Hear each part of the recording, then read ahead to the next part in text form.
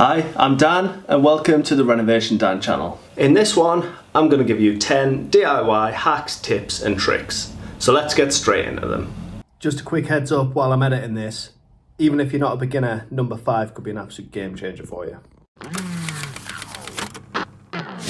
Did you know you can use a saw as a square?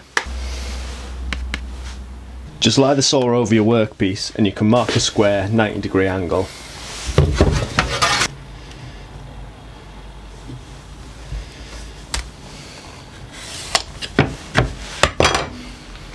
As well as a 45.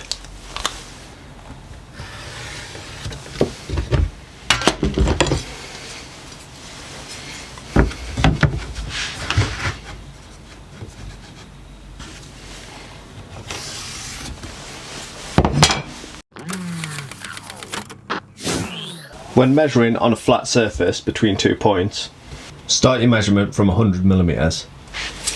That way the tape can lie flat on the workpiece rather than the end of the tape lifting up.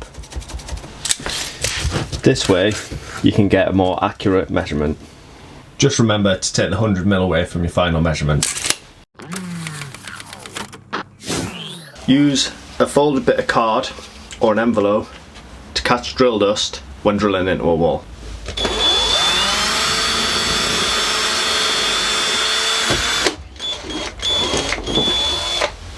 Rather than letting that dust fall, making a mess of the wall and anything underneath it.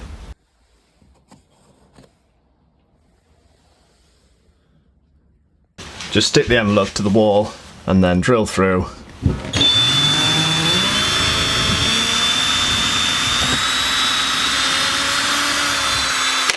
Then the envelope will catch all of the drill dust.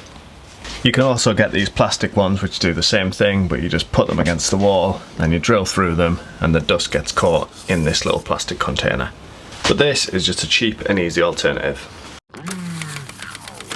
If you're measuring a piece of wood like this and you need to measure halfway, but it's a random number that isn't easily divisible, just turn the tape measure until it hits a full number. So we've got 14 there. And then you can mark it as 7, which is half. And then you can see we've got 6.8 and 6.8. Now this tip was an absolute game changer when I found out about it. Use Cut List Optimiser to work out your cuts and waste less materials. You can use this for both linear cuts and sheet materials. For linear cuts, I normally use this website, which is called OptiCutter. Then all you do is input the length of your timber, write a list of all your cuts, then the website will produce a cut list for you. It gives you the most efficient cuts for each piece of timber. For sheet material, OptiCutter does have its own option, but I usually use this website, which is cutlistoptimiser.com. And all you have to do is put all your sheets in, so your stock sheets.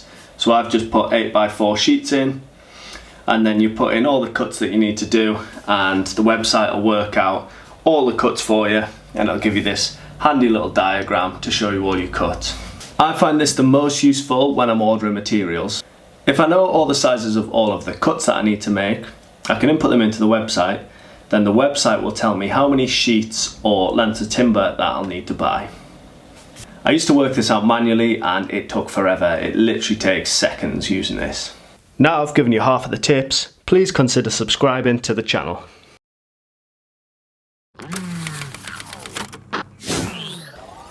Get yourself some razor blades. These are really cheap and come in handy if you need a really sharp blade or a scraper. You can make nice clean cuts. For instance, here's a bit of ribbon and you can just nicely cut through that without it fraying. You could do the same with rope or other things where you need a very sharp blade. You can see how clean it cuts. Here's the same cut with our kitchen scissors. You can definitely see the difference. It also makes a great scraper for hard surfaces such as glass.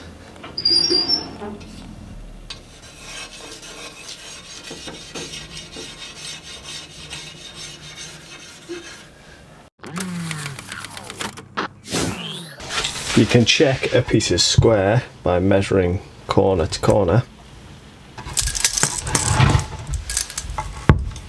And if the numbers match, it's square. And if they don't, like this one, it's not.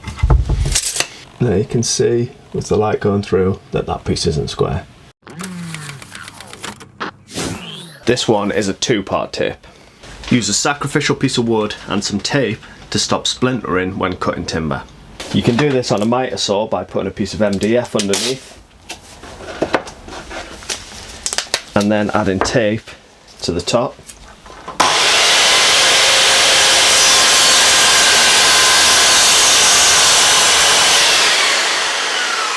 Here's a cut with the tape and wood, nice and clean. And then here's one without. You can just about see the splinters. It's more obvious on some different woods. This is a good tip to get nice clean cuts, and you can also use it on a track saw by just putting a piece of MDF underneath the workpiece that you're cutting. If you need to measure a surface without marking or damaging it, simply stick some masking tape to your surface and then you can mark your measurements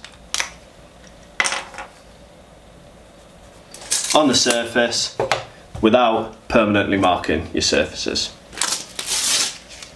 Easy as that. You can remove Sharpie marks by using perfume or aftershave. So I've just got a wet cloth here and just a bit of plastic, and as you can see, that is not coming off. So the damp cloth doesn't work.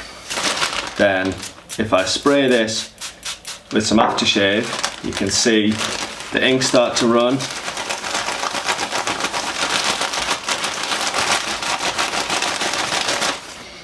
And the marks are gone. The alcohol in the spray works as a solvent cleaner and it breaks down the marker pen and it should just wipe straight off. Hopefully some of these tips are going to have helped you out. If they have, leave a comment down below, or if you've got your own tip, feel free to share it with others in the comments. I'm going to be doing a part 2 to this video because I've got a long list of more tips, but I wanted to keep this one fairly short. So as always, thank you for watching and I'll see you in the next video.